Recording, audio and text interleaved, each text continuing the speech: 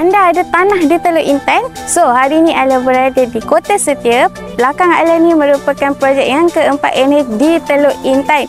So, hari ni Alia nak review rumah belakang ni yang berkeluasan 1596 square feet. Bukaan rumah adalah 38 kaki kali 42 kaki.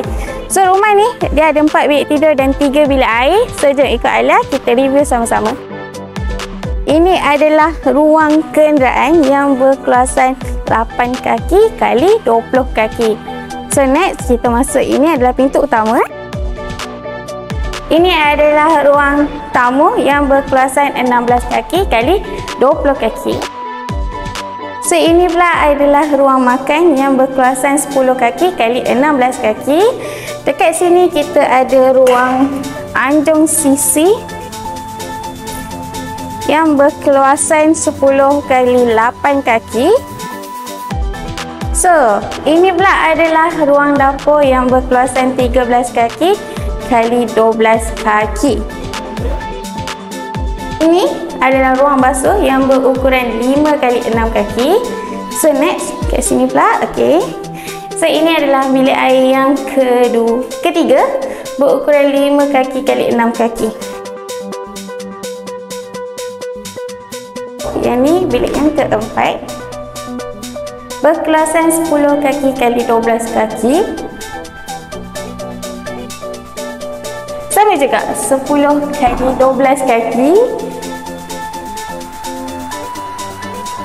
Ni adalah bilik air yang kedua berukuran 5 kali 6 kaki. Dan bilik tidur yang kedua berkeluasan 10 kali 10.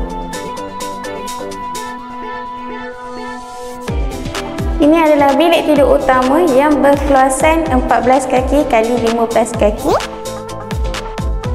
Ini adalah bilik air yang pertama yang berkeluasan 4 kali 8 kaki. Mantap! So, ini adalah rumah NH, asal binaan NH untuk projek yang keempat. Dia merupakan package silver. So, bagi anda yang ingin bina rumah, ada tanah di Teluk Intan, mungkin anda nak jadi projek yang kelima NH di Teluk Intan. So, jom hubungi NH biar NH bantu anda daripada A to Z nak dapat rumah yang macam ni. So, tunggu apa lagi? PM kami sekarang. Bye-bye!